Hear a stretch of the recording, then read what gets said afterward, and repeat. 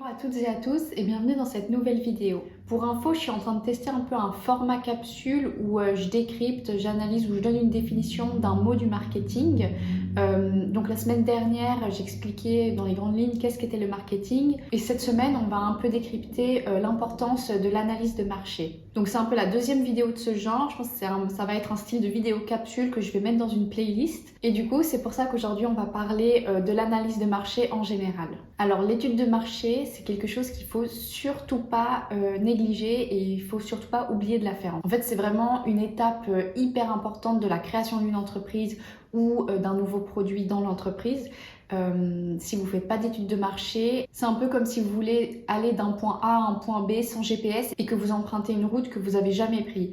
Donc en fait, de faire l'étude de marché, ça va vous donner toutes les informations que vous avez besoin pour lancer votre entreprise ou un nouveau produit, un nouveau service. Tout d'abord, l'étude de marché, elle va vous permettre de comprendre qui sont vos clients, qui sont votre cible et surtout quels sont leurs besoins, leurs préférences, leur comportement d'achat aussi. Une fois que vous avez compris qui était votre public cible, vous devez maintenant savoir s'il y a une demande par rapport à votre produit, votre service. Et donc l'étude de marché va vous permettre d'évaluer la demande de votre produit, de votre service, de votre entreprise. Aussi, en faisant une étude de marché, vous allez pouvoir identifier vos concurrents et ça c'est hyper important parce qu'en fait vous allez pouvoir voir déjà qu'est-ce qui fonctionne avec vos concurrents et en ayant identifié tous vos concurrents, vous pourrez justement regarder comment faire pour vous démarquer de vos concurrents. Qu'est-ce qui va faire qu'on vous choisit vous et pas un concurrent. Et donc ça c'est hyper important et à ne pas négliger parce que si vous êtes comme tout le monde, même si votre produit il est bien, et peut-être qu'on ira chez un concurrent qui est installé depuis plus longtemps que vous et duquel on aura le plus confiance parce qu'il sera là avant vous, donc il aura déjà un peu posé sa notoriété peut-être. Et enfin, l'étude de marché elle est hyper importante à réaliser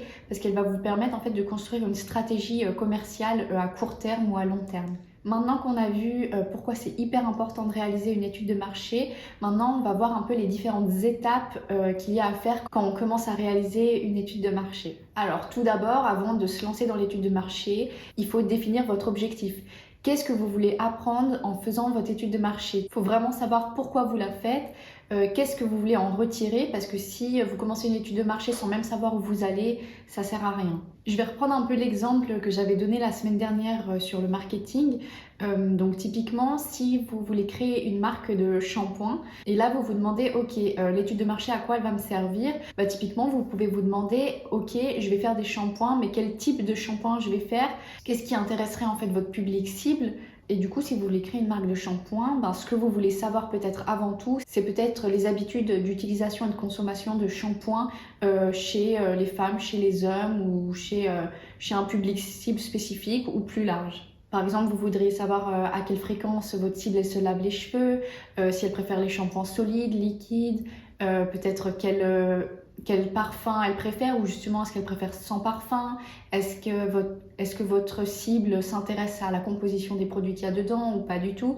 Donc ça c'est un exemple un peu de qu'est-ce qu'on veut savoir quand on crée une marque de shampoing typiquement. Donc toutes ces questions font partie de l'étape 1, donc on a défini un peu ce qu'on voulait savoir avec l'étude de marché et maintenant il va falloir collecter les données parce que c'est pas vous qui allez répondre à vos questions, on va faire un peu un échantillonnage de personnes, on va essayer de collecter le maximum de données, que ça soit justement de votre public cible, donc vous allez aller dans la rue par exemple, directement avec des questionnaires, faire aussi des questionnaires en ligne, pourquoi pas également faire des questionnaires de groupe où vous invitez plusieurs personnes autour d'une table et puis vous en parlez.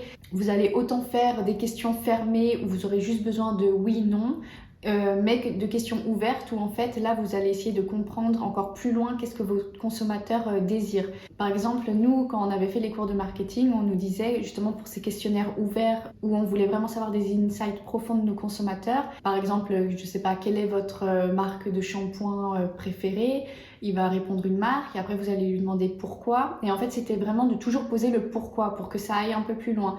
Là, la personne, elle peut tout simplement vous répondre parce que j'utilise ça depuis que je suis enfant et que je suis attachée à cette marque. Puis là, vous pouvez aussi un petit peu lui demander est-ce que vous seriez prêt à découvrir une autre marque? Et si oui, qu'est-ce qui ferait que vous changeriez de marque? Donc c'est vraiment chercher des réponses profondes du consommateur que même lui, des fois, il n'a pas idée ou c'est des choses qu'il réfléchit pas au quotidien, par exemple. Donc là, vous allez collecter des données justement de votre public cible, mais aussi de vos concurrents. Donc regardez un peu ce qu'ils font sur le marché, les gammes de prix de vos concurrents, où est-ce que vous vous situez par rapport à vos concurrents. Donc là, vous pouvez faire une sorte de cartographie. Donc en fait, il faut que sur une carte, vous ayez deux repères différents.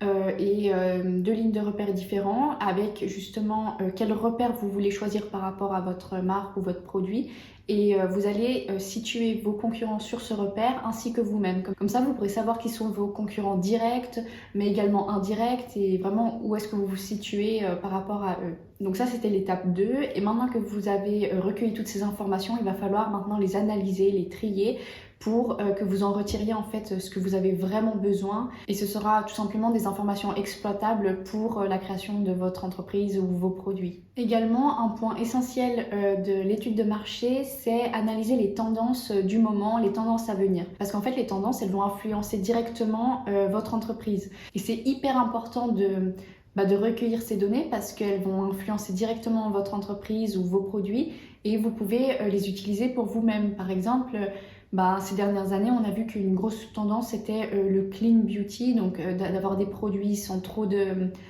produits chimiques, alors qu'à l'époque c'était quelque chose qu'on regardait pas trop, qu'on s'en fichait. Du coup, si vous faites une marque de shampoing, peut-être que vous allez veiller à faire des shampoings avec une composition propre, de la transparence, peut-être aussi, on est beaucoup dans l'écologie, donc de faire un packaging très minimaliste, de le moins d'emballage possible, parce que c'est quelque chose qui sera recherché par les consommateurs vu que c'est une grande tendance. Du coup, c'est à ça que sert l'analyse des tendances. Donc vous voyez bien que l'étude de marché, c'est quelque chose de fondamental à faire quand on crée une entreprise ou quand on veut créer un nouveau produit ou même quand on n'a pas forcément des nouvelles choses à créer mais qu'on a tout simplement de savoir si notre entreprise se porte bien, si on est toujours dans le coup ou si justement il y a des choses à améliorer. Donc c'est toujours important de faire une étude de marché. En fait, en comprenant votre marché, vous serez vraiment plus apte à comprendre les possibles problèmes qui vont arriver mais aussi saisir les opportunités.